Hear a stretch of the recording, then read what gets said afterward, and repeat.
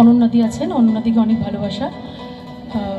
তোমার 113 নম্বর ওয়ার্ডের কাউন্সিলর শ্রী অনিতা রায় কর মজুমদার দিদি আছেন, ওনাকে প্রণাম জানাই। গোপাল রায় দাদা দিদি আছেন, ওনাকে প্রণাম। অসীমদাকে প্রণাম।